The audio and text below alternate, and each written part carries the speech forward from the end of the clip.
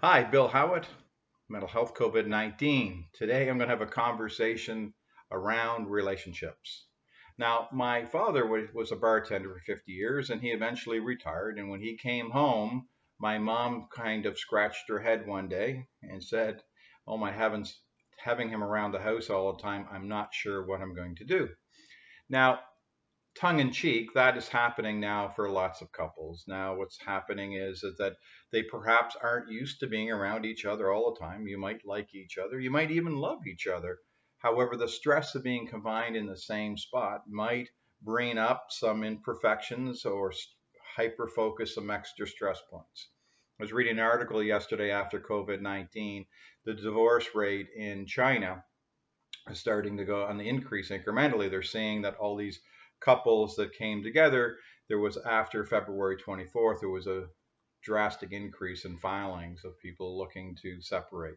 Now, my point being is today is under this level of stress, we need to have a conversation where relationships is there's two things that can be happening. There can be the break and there can be the bond. And what I want to talk to you about is this is the wrong time for relationships to be really, really breaking down now. There's too much. The next couple of weeks are going to be incredibly important for everybody to stick together. And one of the things I'm going to talk today is my mnemonic for today is bond. I want you to be clear that this is not a normal situation. The B. Be clear. This is not a normal situation. And it's a time to almost go in a truce. If you're having a difficult time with each other, is to recalibrate and focus on the prize and instead of focus on the grind. Now, that's provided neither one of you are in psychological or physical danger. We'll talk about domestic violence later. This is just where you're both getting under each other's skin. There's more emotions. You're more frustrated. You're losing your patience with each other. And you're wondering why the hell you're together. This is a normal situation when people are under stress. What is important for us to do when we're under stress is be clear this is the wrong time for decision making.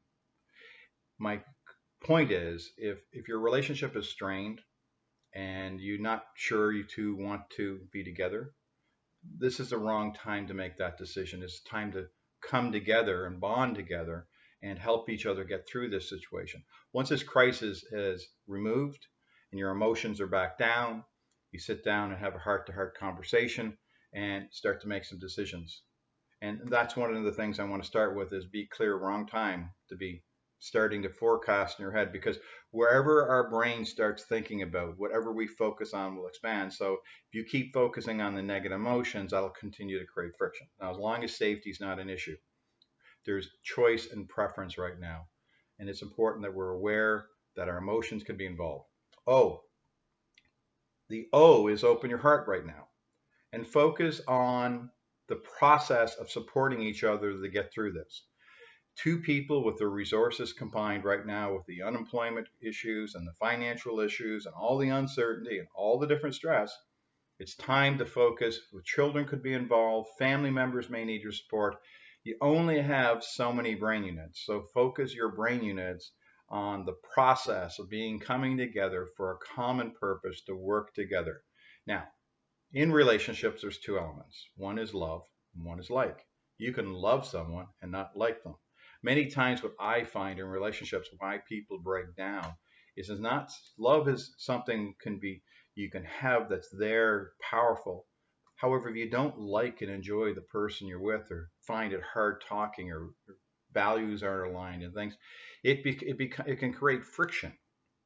However, if you at this point in time come together for a common purpose versus focusing on all the pain of living together right now and all the little preferences and issues and you said this and you meant that and all the things that get us into these arguments that 1 minute is calm and then 5 seconds later it feels like it's a World War II happening emotionally. It's really important to focus right now on the process of working together to get through this. Now, and I'm not saying everything's going to be perfect, and I expect there probably perhaps there's some challenges, and it perhaps could be that you haven't developed what I would call, in my world, an authentic relationship. An authentic relationship is where two parties come together who want the exact same thing. So when you don't have a authentic relationship, that can create the ability where you are not able to communicate the way you would like to be communicated to, and they're not able to have you communicate to them the way they want to be communicated to. And that actually starts to create, when we start talking about this concept around social connections, what actually leads to loneliness in many people is not that they don't have a social connection, it's the quality of the social connection that they feel that it's not to their standard, and as a result it's not meeting their needs, and they start to feel lonely with inside the relationship. And that's what happens to many of us, is that an authentic relationship is where two parties willingly want the same thing. Now, though relationships can be hard, an authentic relationship is pure, it's easy, it's enjoyable. You may have some friction points, you may have some challenges communicating, but there's nothing more you would really want to be. The doubt is not there. When you're struggling, there's doubt. That's different. So the N is around negotiating. The openness to say, we're in a process right now. I know we're both having a hard time. We're not communicating probably the way we want. We both don't feel the way we want. I'd like us to sit down and be open to negotiate, how do we work together for this period of time, and set a term for the next 4 weeks.